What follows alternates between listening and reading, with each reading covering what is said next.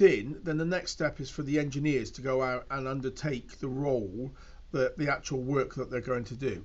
So within the CRM, you could go and see what's going on. We've booked them in, and you can see the worksheets here.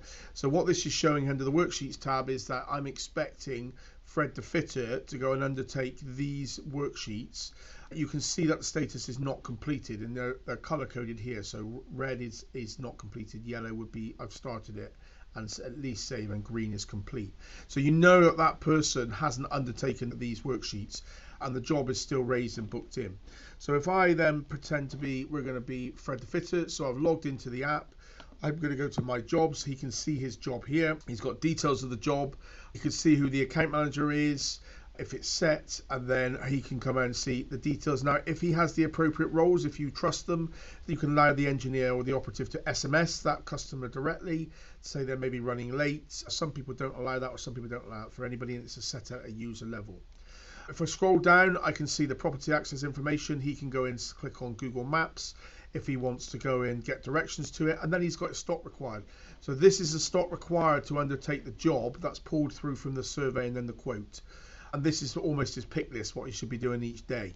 Job details, which is to fit out the bathroom, and then you'll notice that from the previous videos that we put some specific site survey notes for that particular day, and he can see that from here, and then see who's undertaking the role with him, so he knows he's going to be on site between 8:30 and 5, and he is essentially the only fitter for this day.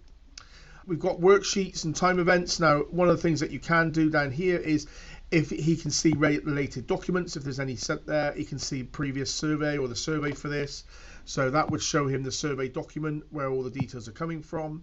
If there's any customer or account related documents, he can go and see that. And if there are related jobs, he can see any related job to this particular location. So it's not necessarily the account or the customer, it's a location. So if it was you were doing subcontracting for a train station, but you've been to that train station for different contractors, then they would all list here, and they can go and see any related jobs for that particular site.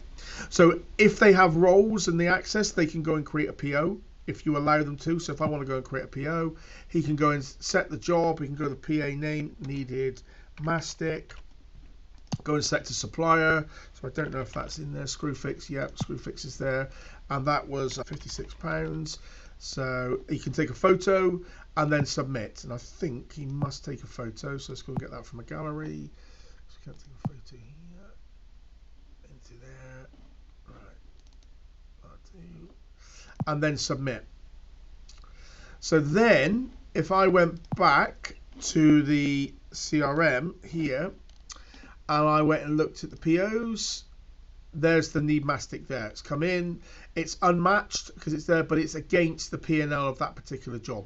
And if I went into the P&L tab, I could see the fact that the POs, just going to upload, refresh that. P&L.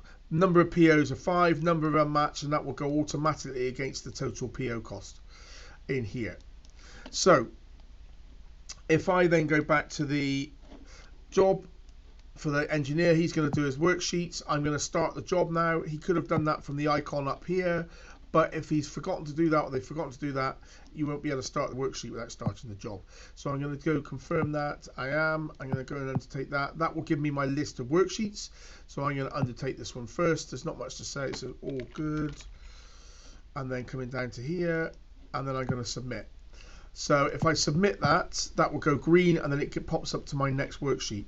So if I then go back, go and look at the status of the job has now gone to job in progress, and the reason why it's in progress because it knows it started. So at any point, if a job sheet has been started by anyone in the job will automatically go to job in progress. The implication being that it's been started. And if I look at the worksheets, I can see that this worksheet here is green and it's up and running, it's done, but this worksheet I know hasn't been started. So if I come back, he's going to go and start that job. I'm going to go and complete that. I can go and select some images, so I'm going to take an image. So I'm going to take that from the gallery because I haven't got a camera on my virtual player, and I'm going to put that in there, and then I'm going to go and undertake that, and I'm going to upload where that was. So that was bathroom floor, so you know where it's gone. And if I can go and create a sketch, so I can do a sketch if you want to. You can also embed a video into it. So that is a new bathroom Upload. I can record a video if you allow them to do. All good. All fitted correctly. And off we go. Any notes to the not for the after work images, so I can take another one if it's done. So I'll just go to the gallery and get something else. If I've got something there, have I got another picture? No. Let's go back. Nothing there. So it's going to have to be that one again. All complete. And then come back. Right. So now I've done any parts required, anything that's done, data submission or something like that. So I'm going to go. If I go and save and hold, and I come back to the CRM, in here, you'll see here it's gone yellow. So you know that that engineer has at least started it once, and then you can see that the engineer started and it's got at least one save. So they're in progress on that job. If I go back and then I go submit, once you submit and it detects it's the last job sheet of that day, so you've done all your job sheets, you can do a number of things. So if you need to quote that job, if you allow that person to quote, there may be extra work you want to do, they can go to be quoted, or they can complete that job with a sign off. So if the customer's there, I'm the customer, and I'm going to do and sign that, and then I go and submit.